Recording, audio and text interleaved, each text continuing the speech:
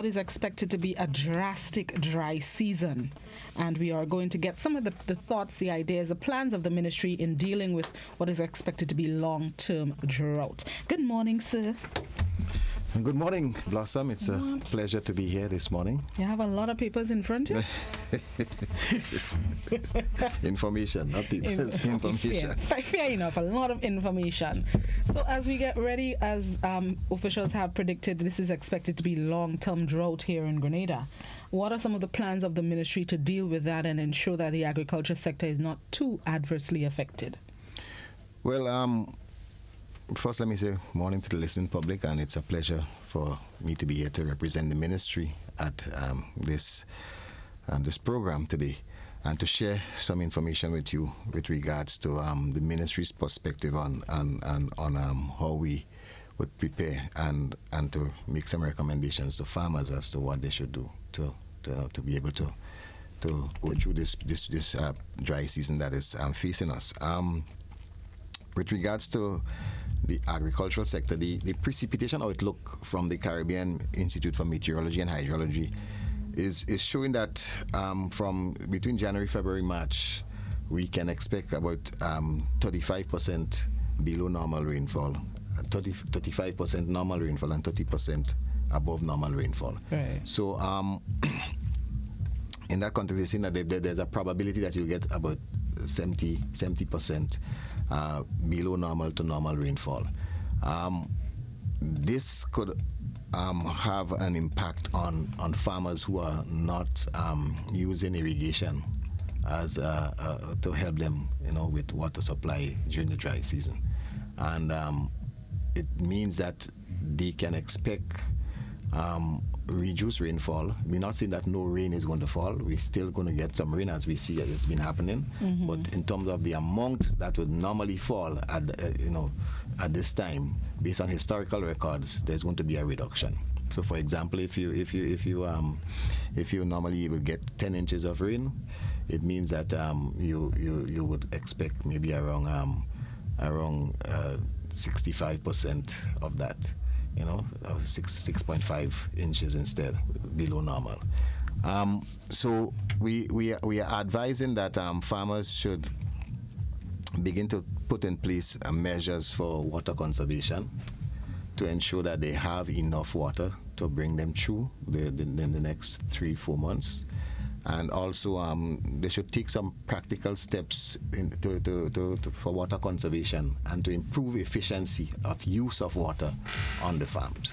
And that involves, if you have irrigation, you should fix all leaks, make sure your pump is functioning properly, and make sure your system is functioning properly, because oftentimes you go to a farm and you see the farmers have a broken line here, some sprinklers missing here, some drip lines broken here, and water is being wasted in areas that is not needed. Right. And this is a time to conserve, because yes, you have a stream flowing which you're pumping from, but there are other farmers downstream from you who would need water, and the whole ecosystem itself needs that water from the river.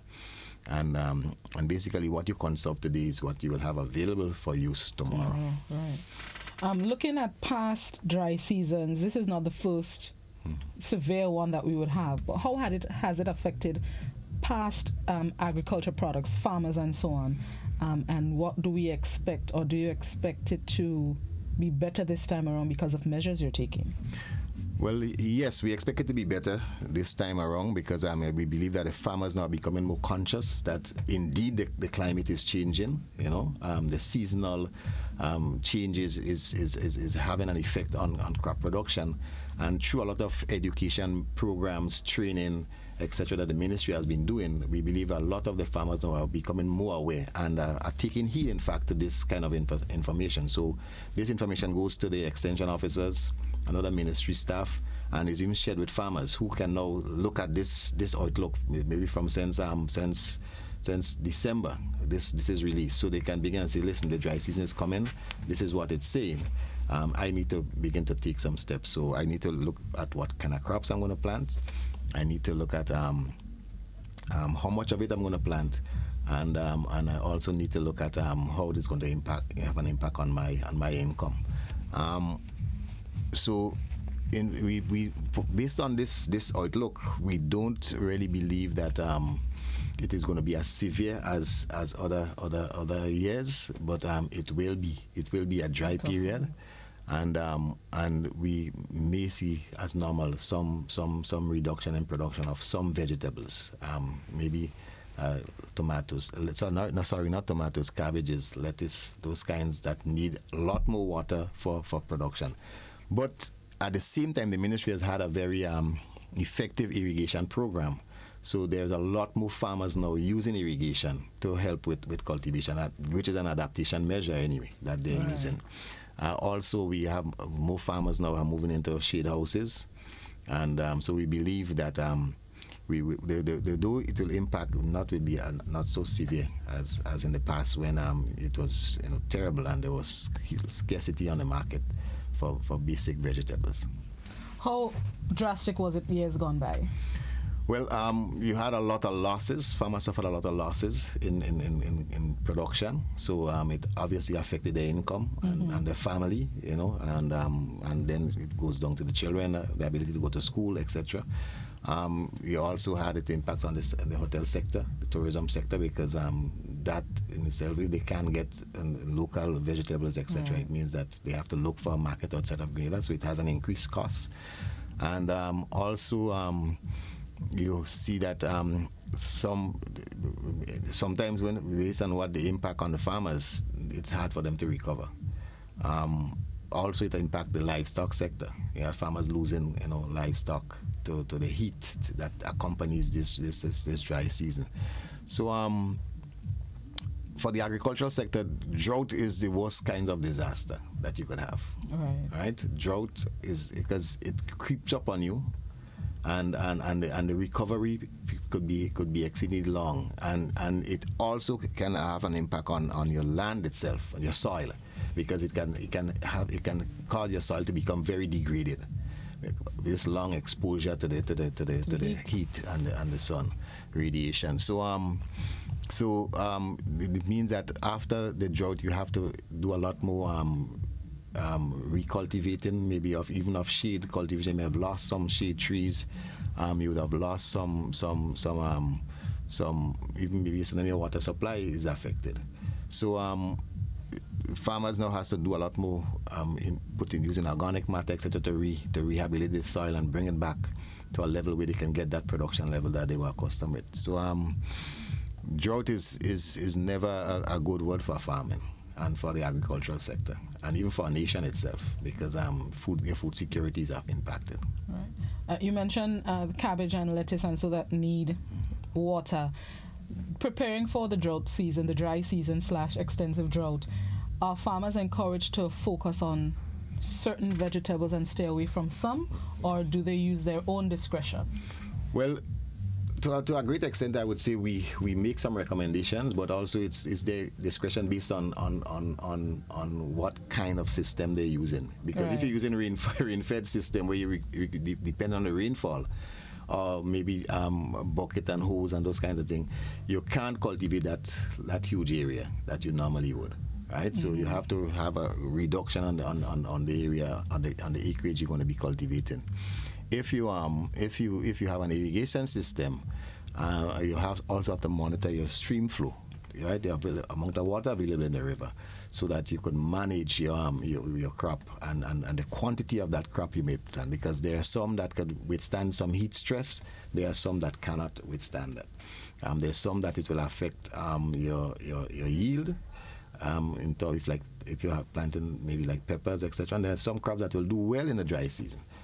If you have water. So example, a crop like tomatoes, there's less diseases and pests that affects it, so you'll have greater yield of tomatoes. Some types of peppers, maybe even cantaloupe, etc.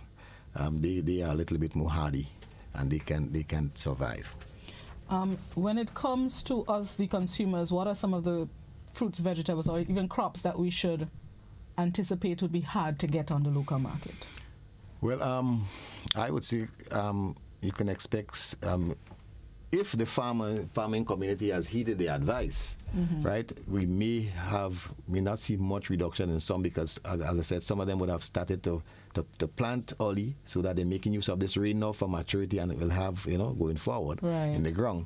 So, but I think some crops like maybe like lettuce that requires a lot more water to survive, cabbages, and maybe things like butternut squash, sweet peppers, etc. We may see a reduction in supply. But of course, the hotels, of course, will make the demand first. So whatever is left is what will come to the public, to the general public for purchasing. How does the ministry help these farmers, in addition to the recommendation, but especially during the dry season, maybe supply them with water, fertilizer? I have no idea.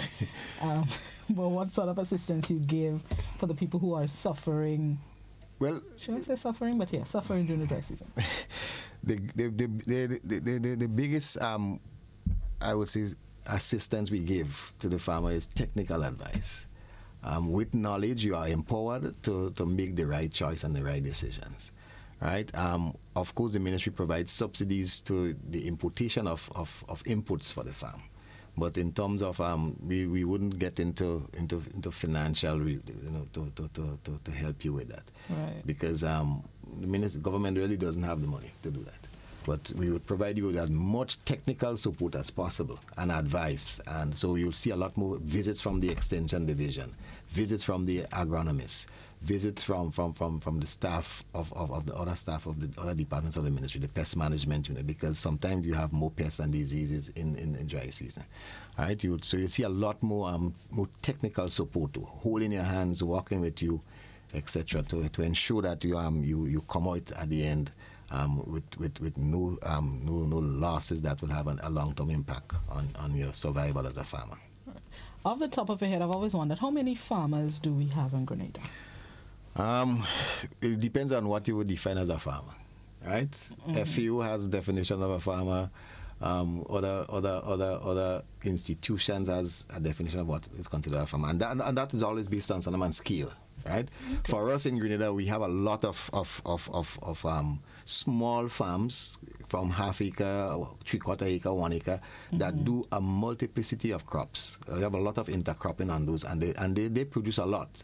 Right, so for us, anyone who is full time involved in crop production is considered to be a farmer. So you have, I think the last census there's over 6,000 farmers in Grenada. When you have a lot of people who do part-time farming, So there's some, when you look at the census, there's some classifications. So if you include people who have some kind of farming in their backyard, they may have a half acre, they have their house and they have a half acre, and we call them backyard farmers. If you add them, then it may go up to 7,000. And then you may have some who do it part time. They work in construction and they do it part time. So it altogether the numbers could be 10,000. But as I said, it varies based on size of plots and the type of agricultural production you're involved in. Because if you include the livestock farmers, we have a lot of livestock farmers doing poultry, sheep, pig, all those kinds of things. So it's not just crop. If you look at all the sectors that constitute agriculture, you have nutmeg farmers, right, who do only nutmeg and cocoa, etc. So it's there are some farmers who have orchards only.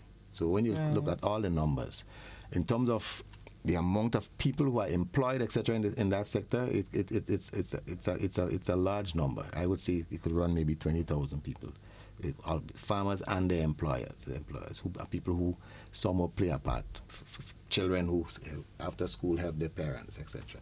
So there's a lot of people in this country that benefits from the agricultural sector.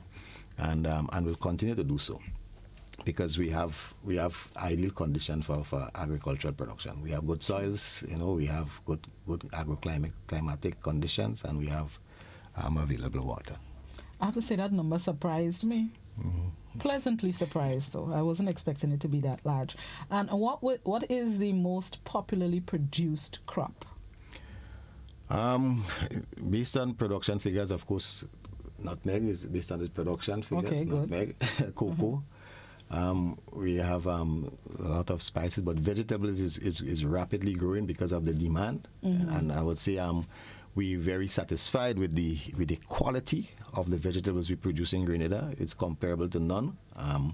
And in terms of the taste too, we produce very good quality vegetables, and we've seen an increase in the production. We have seen an increase in the production of methods that is being used. So you're seeing more people going into shade houses or greenhouses, which is good, because in those conditions you get better quality, high value that could go to the market. And we also seeing people going into high value agricultural crops. So, for example, soursop is a premium crop for the ministry right now. It's a huge income generator, and we encouraging more people to get into its cultivation. Ground provisions like dashin, tanya, yams, sweet potatoes. You're seeing more farmers getting into those kinds of crops because they are in demand by the general public and also by the tourism sector. And then, of course, you have we encouraging more farmers to get into small ruminants, sheep, goats, and cattle, and also cattle. Get back into that because it has benefits, and there are benefits from it. You know, I mean, what's the price of a pound of pork now? It's $8 or beef. So there, I mean, agriculture has its potential. But for those of us who are a little bit older, I mean, it was normal for us to be doing some kind of agricultural production, even while we growing, you know. So it has always been one of the mainstay of Grenada, and I think it will continue to be that. How can we get more young people into agriculture, though? Because even with all the 10,000, 20,000 farmers, you still find them to be middle-aged, older people. How can we get more of the 20-something and 30-something-year-olds into farming, in agriculture? Well, one is as we begin to encourage the use of more climate-smart agricultural practices and using some more technology. So it's not going to be as laborious as it used to be. So you'll see a lot more farmers using, for example, weed eaters on their farm instead of using cutlasses to keep weeds down. Right, I think that is one of the negative stereotypes that people have about farming, and generally people in our culture, I would say, look at farmers as the least, but surprisingly to a lot of people, farmers are not backward in any way. In fact, I find many of them are scientists in their own way. They pioneer new technologies. They do a lot of research on their farms. And they come up with a lot of new findings, etc. They can advise. Sometimes they advise us on what works best, etc. So they are not ignorant or poor or in any way.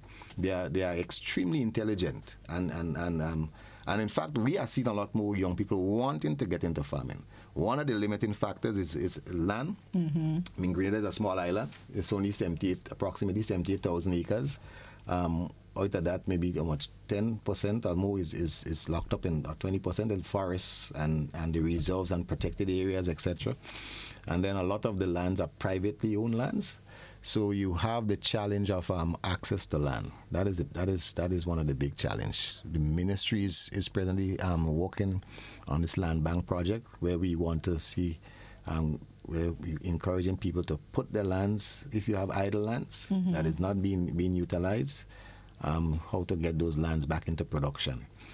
Whether you're going to put it into that bank and then people can come and lease it on terms and conditions that are agreed by all parties legally, so that you can begin to see more young people focusing on agriculture. The focus there will be on young people, right?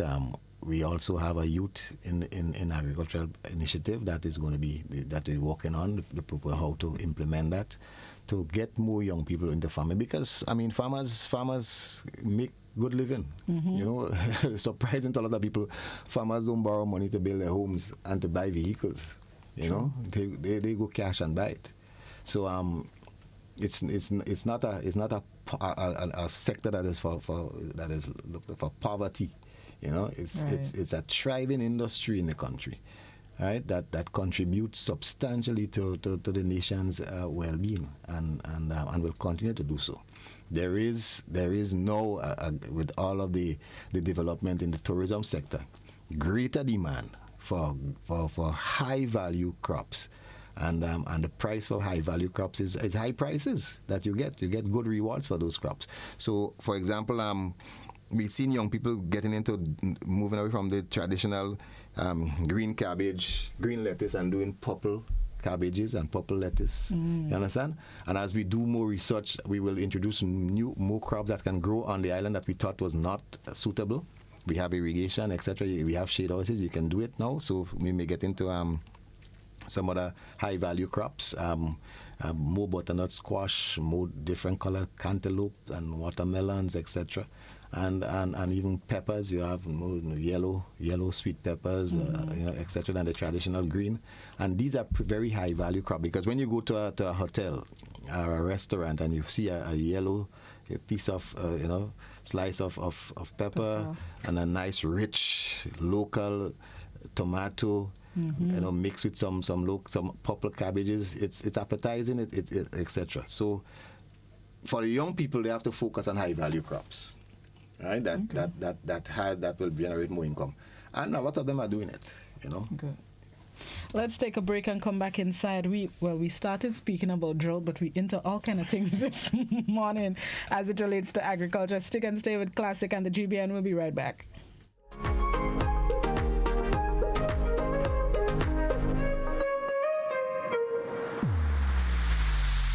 Hey, you! Who are you? Are you bold, vibrant, full of color and life, with energy waiting to just burst out?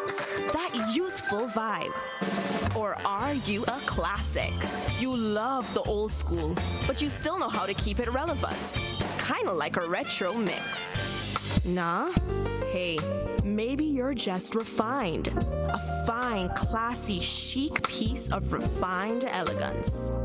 No matter who you are, Sissons has that outside color to match that inside feeling. Visit any of our retail or distribution outlets and ask for our tropical modern color collection. Sissons, good looks that lasts.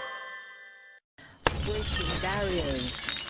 Going beyond the ordinary. Examining the stories beyond what meets the eyes. GBN gets to the meat of the matter. Join us on GBN Television, Classic Radio, gbn.gd, or on Facebook via your smartphones and other devices. We take you beyond the headlines every Monday night at 8:30 p.m. We are GBN, rated #1. This is a plastic bag. From February 1st, these bags are not to be used when shopping for food. So here's what you should do. Refuse plastic. Instead, bring your own reusable shopping bags and say goodbye to plastic.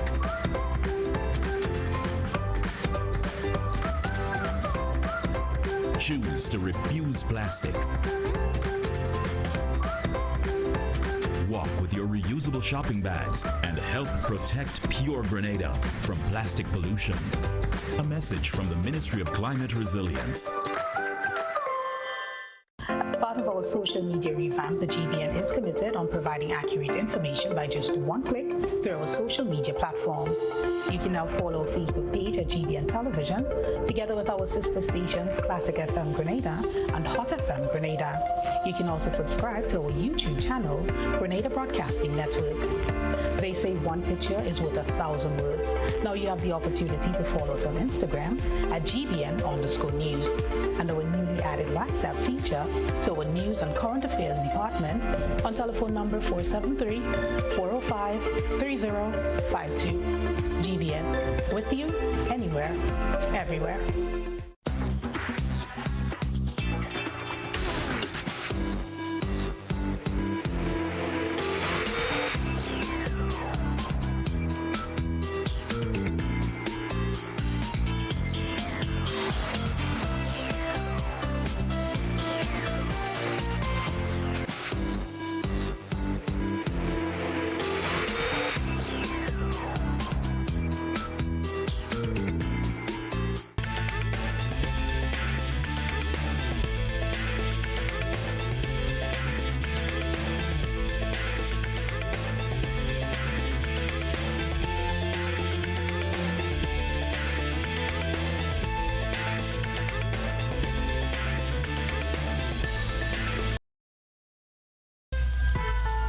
put careless or intentional bushfires dead out.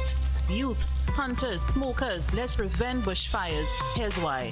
Yeah, bushfires. The shorelands wet, crops should be bushfires. Can lead to food scarcity, threaten biodiversity, cause water shortage, water calamity. Bushfires in watersheds deplete water quality, threaten property, life and security.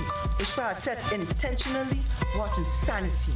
Bushfires can cost millions in losses annually and are often caused by careless or intentional actions indictable under the law. Forests are life-giving. Save them. A message from the Fire Department of the Royal Grenada Police Force and the Caribbean Open Trade Support. Welcome back to The Point here on Classic and the GBN. It's time to take a phone calls, 435-2041. Any comment, question you may have this morning as it relates to the Ministry of Agriculture. We have our first phone call on the program. Good morning. Hi, good morning, Blossom, and to your guest. I didn't quite get his name. I heard he's the land use officer, but I didn't quite get his name. But good morning to you, sir. Sorry, Trevor Thompson. Mr. He's the Thompson. acting chief land use officer in the ministry. Wonderful, and welcome to all your followers on the different media. There's so many things I can say about agriculture this morning, but I'll start with a very simple passage of scripture. It comes from Proverbs 6:6. It says, "Go to the ant, thou sluggard or lazy. Consider her ways and be wise." Very simple but powerful. What do ants do? The ants are aware by instinct that there are two main seasons of the year. And during the dry time, they accumulate the food. So when the time comes and they can't get food, they have food in storage. I'm saying all of that to say that we are aware. Dry season is not a phenomenon. It's a fact of life, part of our climate. Droughts, unless it's very severe, it's not really a phenomenon. It's something we expect every year. So while we understand that there are some crops that can be grown in the dry season and can suffer adversely if the dry season is more severe than normal, there are also a number of crops, food crops, that do not grow in that season at all. So we have to, as a Ministry of Agriculture, I must say it's a very broken ministry, with no fault of yours, sir. But the problem we have in agriculture, you know what it is? And I'm glad you're the land use officer. People fighting to grow things in the wrong place, and farmers trying to be marketers. In other words, they spend 3 days on the farm and they try to sell goods, investing money in the wrong things. Now, we know that we have a dry season. Just learn from the ant now. Where are our warehouse facilities to store our food? Even those that don't grow in the dry season. The system is broken. We should have a proper distribution system so the farmers can stay in their farm and produce at least 5 days a week. That will increase production by another 50%, or 100%, I should say, but they use only half of the time right now. If we have a proper system, that food, they can produce a lot more if they give them the right guidance and the right support, and they can produce more. We can have that food during the dry time. And now during the dry season, we can, through irrigation, again with support from the government, folks who can do those things will do them. But we do not seem to be able to even keep food in Grenada for a week. Learn from the ant. Please. It is a nature we're dealing with. And while we can do things to augment some of the negative impacts, we have to get real. Unless we have a proper system for agriculture in this country and a plan, and we have proper facilities for storing food, we'll be always dependent on importing of food or doing without food. Thank you very much, caller. Thank you. Yes, response? Well, it's just to say that farming is a full-time job. It's not a 5-day per week job. If you're a serious farmer, and I know many serious farmers in this country, they on their farm every day of the week, especially in the dry season, to ensure that they protect their investment, right? Whether it's from dry conditions or pest and disease, etc., you have to monitor your crops. So most of the serious farmers, they are on their farms, I would say sometimes 16 hours for the day. They sleep and they're back on the farm 4 or 5 o'clock in the morning when most of us are still sleeping or in our beds. They're on their farms out early. They may take a break in the midday when the sun is extremely hot, but then they're back in the evening, ensuring that they're managing their crops in the field. So it's with regards to the context, we are a small island, small farm size. So we have to think in that vein, right? We don't have farmers here with 5,000, 10,000 hectares, etc., doing only one crop, wheat or rice, right, or a barley or oats, etc. Our farmers do many different crops, and the multi-cropping is the norm in Grenada. So we have to talk in the context of our present situation and where we are. Right, we are seeing transformation, right, slowly. Change in the agricultural sector globally is hard. It takes a long time. That's a norm, because people don't want to change practices so easily. But once they're provided with the knowledge and the information, they will, and they can see the benefits to them. Because if somebody is, remember, a farmer is not like a man go dress and go to an office. A farmer is a serious risk taker. He takes serious risk planting a crop. He doesn't know if he's going to get a result. This is not a game for a farmer. This is a serious investment. Yeah. The man's heart and his passion is in that. So when he invests $500 to buy seeds and he puts that in the ground, he's not certain he's going to get a result, get back any returns if he doesn't take care of it, if he doesn't manage it. He has many things to contend with besides the weather. He has pests and diseases. Pretty honest. You understand? So as I say, it's a full time. It's a full time, and I really applaud the people who do farming, because they take risk that a lot of us are afraid to take. You understand? True. Good morning. Good morning, Auntie Blossom. Good morning. Good morning to your guest.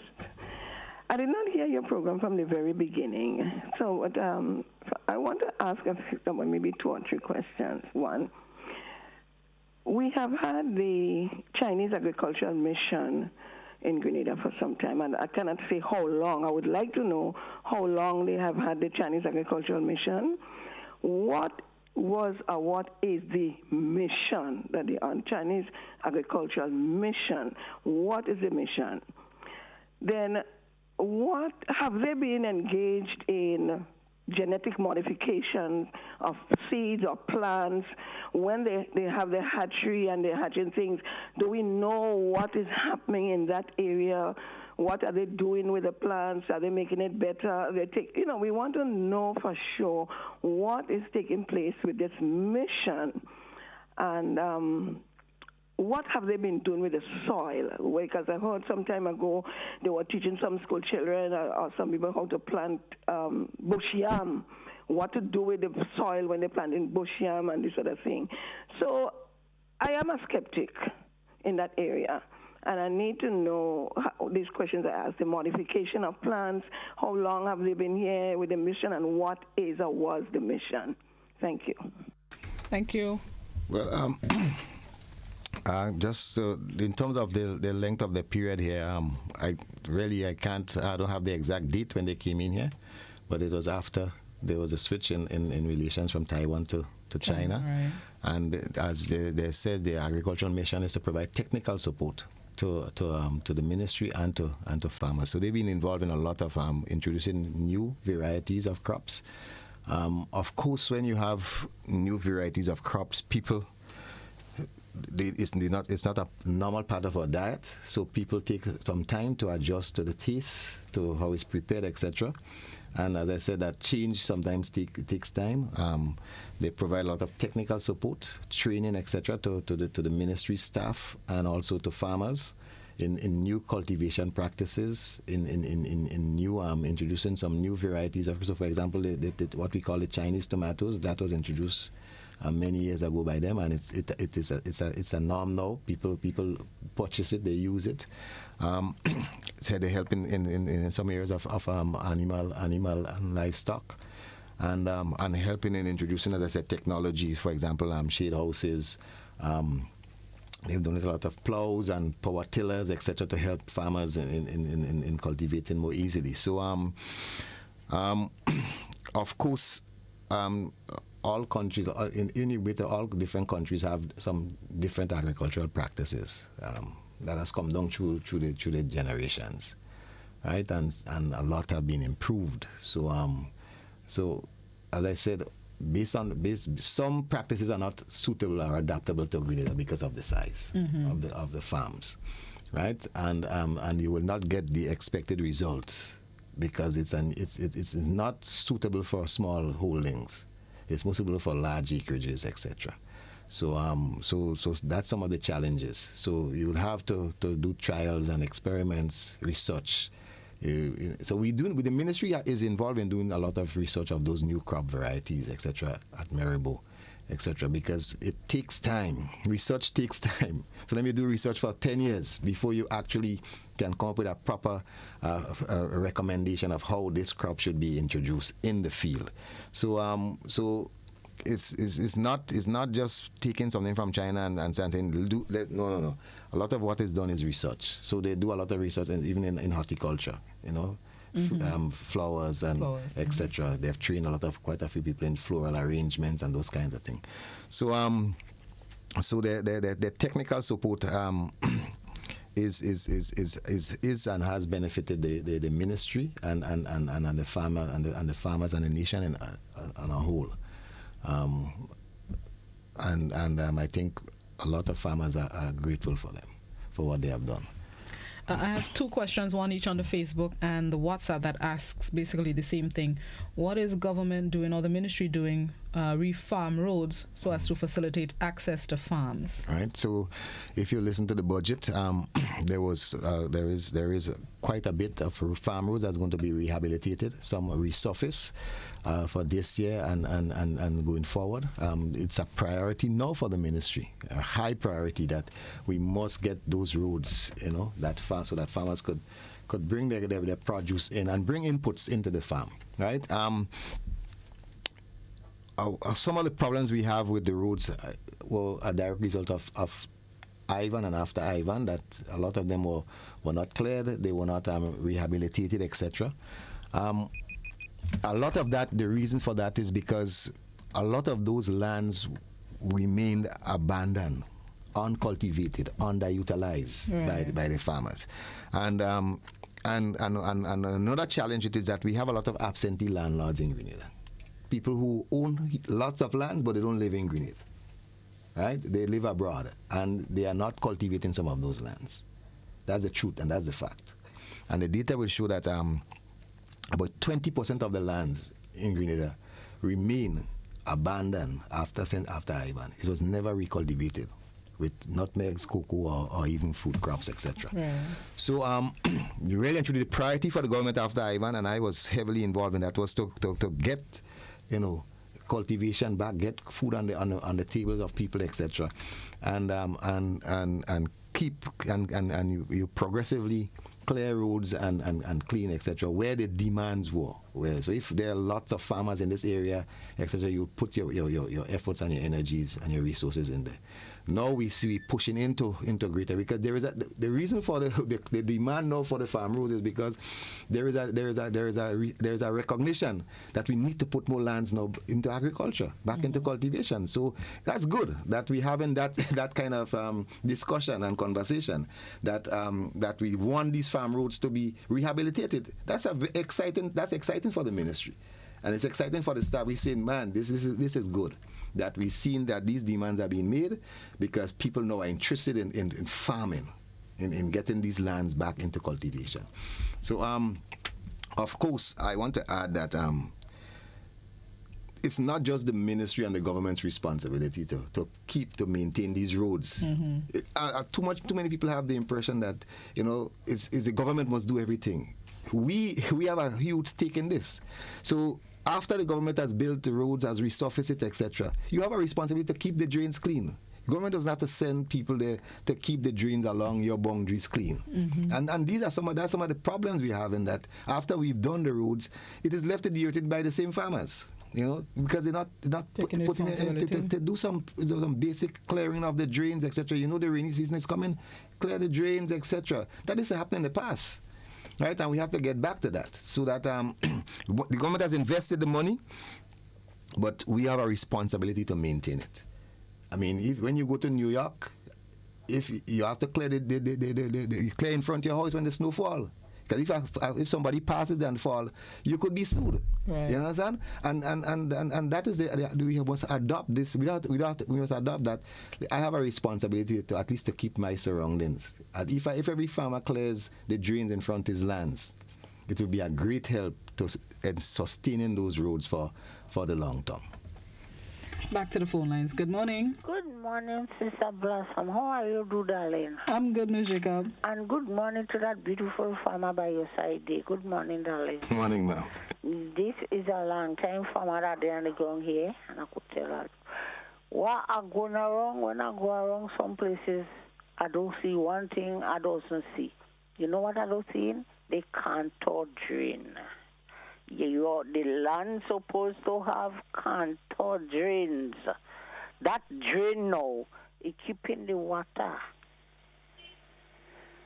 So when the plants and then how I see the farming now is not as farming before. The farming before. People used to bend down the back and cut the grass and bring it on the thing for the cow. Put it on the thing for the pen for the cow. And the same cow, the same manure, the pig manure, the fowl manure, the goat manure, you put it in the garden instead of bending down and spraying the ground with chemical. No, this thing is good. Chemical is good. And you plant and what I don't see now, I hardly see now, is the bread nut. Hardly seen bread nut. You know what is bread nut, my sonny, right? Yeah, I love it. Well, I hardly seen bread nut trees around. Bread nut is a very, very good thing. When you see long ago, when you hear bread nut in season, a big thing of bread nut to get in for your tea with a big thing of cocoa tea. And what I don't see again is lemongrass. I hardly seen the lemongrass. I don't see no lemongrass tree around me down here. I want to get back a lemongrass tree down here for me, please. And then I will tell you, the rosemary tree. I hardly seen rosemary tree down here. I had one, but it's just how I had it. I had it in my yard in a bucket. And when you see those people, especially those boys and them, they pass who smoking, they breaking it up and they get taking it to smoke. That is wrong. And I had a bunch of blood, a bunch of fig. My dear, too much farmers missing a lot of things. It's time to put down on those thieves. That I want. And bring back the bread nut tree for me, please. Get some more bread nut and thing. All right. Thank you so much, Ms. Jacob. Have a good day. With regards to the bread nut, I know it's a crop that's is produced in the propagating station at Maribo. Not in large quantities, but I know every year they produce a quantity of those plants. Okay. Right? And as you said, encourage more cultivation of those crops, more cultivation of breadfruit in general. But she raised a very interesting point about the type of cultivation methods we use. And it's true we have kind of lost those and moved away from those practices. And under the UNCCD convention, Grenada has an obligation to introduce land degradation neutrality, meaning we are supposed to do everything to ensure that we reduce land degradation. So reintroduce the practices, terracing, as she said, the use of contour drains, use of natural barriers like the lemongrass, the vetiver grass, the couscous grass, etc. for slope stabilization, and also for to reduce soil erosion, because Grenada, only about 10% of Grenada land is flat. Most of the lands we farm on is slope, right? Mm-hmm. And we have to protect the soil, because the soil is the basis of land. If you have poor lands, then if you have poor soil, then your land is reduced in value. So in maintaining the soil is very important to farming. And so we have a number of programs, and that's going to be rolled out where we're going to be focusing on that.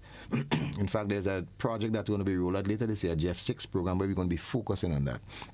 And then the issue of reduction in chemical. In fact, the ministry is promoting climate smart agriculture, which involves reduced chemical use and using more natural products, and keeping your lands clean and those kinds of things to reduce pests and diseases. And then the issue of germplasm protection, that the ministry has a facility now for that. Where germplasm is basically you're protecting your indigenous varieties of crops and seeds and those kinds of things. Okay. So where you take samples of those, your corn, your indigenous corn and peas and sweet potatoes and yams, etc., and preserve that and multiply the quantity that, and store some for use maybe after a hurricane or some drought or something. You can take from that stock. And so what she's saying there about that is a priority for the ministry now, the germplasm protection, where we're going to ensuring that we have stocks of our indigenous crops and varieties for use going forward, because the genetically modified varieties could sometimes only one use, whereas our local corn that our forefathers planted and they kept some back for making cuckoo, but porridge, but also for planting the next year. We have to preserve that and ensure that it continues and is handed on to the next generations. Good morning. Good morning. How you guys doing? Not too bad.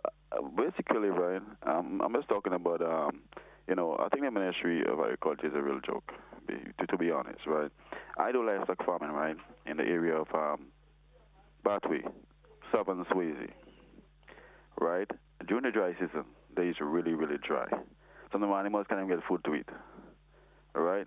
But what makes it even worse, most of you guys know about the Sulphur Spring, right? The river runs through that area. So during the Easter time, most people go to the Sulphur Spring and bathe and those different stuff. So the sulfur content in the water is really, really strong, so that the cows can't even drink the water in the river. So just imagine, you can't get water to drink and you can't get food as an animal, right? I see on television last night, the ministry giving out farmers water tanks. I'm thinking like, I've been pushing that agenda for years now, and nobody seems to be, taking that serious. Now we importing, cows from St. Vincent and our other areas, and it seems like we're happy with that. While in our country here, we have a lack of people taking care of animals. So don't say the ministry is a joke. It's a real joke, because to me, like, where is the focus? Where is the planning? People that is as a man, people are taking a risk and going out every morning and take care of animals. You're not even helping them. You think it's easy to get up in the morning when rain is falling and in the dew and get up and go and take care of animals, and then nobody's helping you? People stealing your animals, nobody's helping you. I remember I lost a cow. I had to go and look for my own self. Even the police aren't even helping you. I'm just telling you, this thing is out there is real. Farmers are seeing real trouble out here. you know, and the Ministry of Agriculture, to me, that is a big joke, Thank you, caller. Well, in response to that, I want to say that the ministry is doing is instituting quite a bit of program now to ensure that we are touching base with all farmers, right?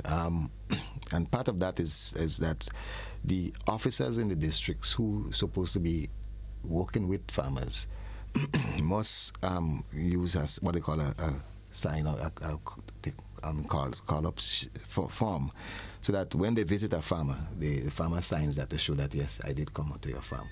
So sometimes there are a lot of farmers that are not in contact with the ministry staff, right? And the ministry will only be aware of you if we have your information. So that's why we have a farmers registration database that is increasing and growing, because farmers now beginning to see the benefit of being registered, so that we can have the information if we need to contact you.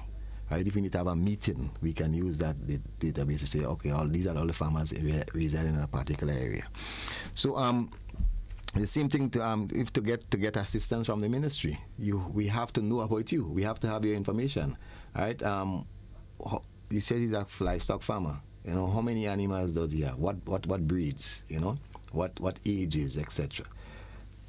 Do we have that information? I don't know. You know, I don't know the farmer. I mean, so, but I expect that the extension officers for that area would have his information, etc., and would know of the need that he has. So when there are opportunities for him to benefit, they can bring it to the attention. Of course, right. I mean, what we have is limited. We can't give every farmer what they request, but the ministry also provides concessions to farmers. If you can bring in your own, if you wanted an agricultural input, you granted duty-free concessions on the importation of those things. So the ministry does not have the capacity sometimes to bring in, but if you as a farmer, for example, if you need a pump, you can import your own, bring in your own pump, purchase your pump, you bring in your invoice, and etc., and we will think it, and you'll grant it the concession. So the ministry has and in fact, I mean, from the minister's budget speech, you'll see that the amount of concessions the ministry gave run into the millions to farmers, and before time it wasn't really recorded as contribution to the agricultural sector. So now we beginning to record those information, because the concessions we give on vehicles, on agricultural inputs, and all that surrounds the sector, it runs into the millions, right? And that's direct revenue that the government is not collecting, but they're giving to the farmer, really, not in cash, but we're giving you that brick on the port to bring in those inputs that you need to produce. So and I think going forward, we the ministry is focusing on small ruminants, right? Sheep, goat, rabbits, and all those things. Besides poultry and cattle, and sheep, right. and swine and pig production. So I would encourage as much farmers as possible to get registered and be in contact with your extension officers or your livestock farmers. Every extension district now has a livestock officer attached to it. Okay, good. Right? So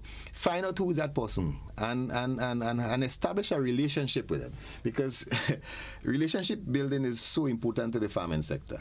I mean, it's and a lot of other things. A lot of things we achieve is because of relationship, and so it's important that you have a relationship with your technical support team, so that they can provide you with that kind of technical advice and support that you need to ensure that you can maximize your production. There was a comment on YouTube. One of the callers, she said you did not answer part of a question as it relates to if the Chinese are engaged in genetic modification. I don't believe so. We have no information to prove that. In fact, the people that are the technical staff from the Chinese mission are not skilled in that area based on their CVs. So I can't confirm that. I would, and I would be. I am very, very, very skeptical of that. The bottom line is Grenada needs new varieties of crops to deal with the dry season. We need drought resistance varieties, etc. So of course we will do trials in those kind of crops, right? And we need new varieties of vegetables for the market, right? To introduce, because that's what the consuming public is demanding. So we need pineapples is a crop that is in great demand, right? We need to introduce new varieties of pineapple, bigger varieties, sweeter varieties, etc. What about if you want to introduce maybe strawberries? Do some trials with strawberries, or with another type of grape that can grow in the highlands, etc. So when you're talking about genetic modification, there are corn varieties that we import from the US, etc. that are GM, right? We know we not but we want to ensure that we produce our local varieties also. So I'd be very skeptical of that, and would not really want to repeat that they are involved in that, because to do genetic modification you need huge laboratories and you need lots of other inputs, etc. to do it. It's a science really, and that requires skill and the equipment to do it. So I wouldn't add water to that, really. Unfortunately, we've run out of time, Mr. Thompson. I wanted to ask more about the land bank as well, but I would invite you back and then we could further discuss matters related to agriculture. Okay. Thank you so much, Mr. Thompson. Pleasure. Thank you. And that's the end of the discussion, speaking with Trevor Thompson, the acting Chief Land Use Officer in the Ministry of Agriculture. He'll be back some other time in the future to field more of your questions. I see the phones are still ringing. But for today, we're going to end the discussion here and make way for the mid-morning buzz. I'm not sure if Auntie Brenda is back as yet. I know she wasn't well. But stick and stay with Classic 105 and the GBN. I'll be back with you tomorrow, God willing. Until then, enjoy the rest of your Thursday. Have a swift and productive day.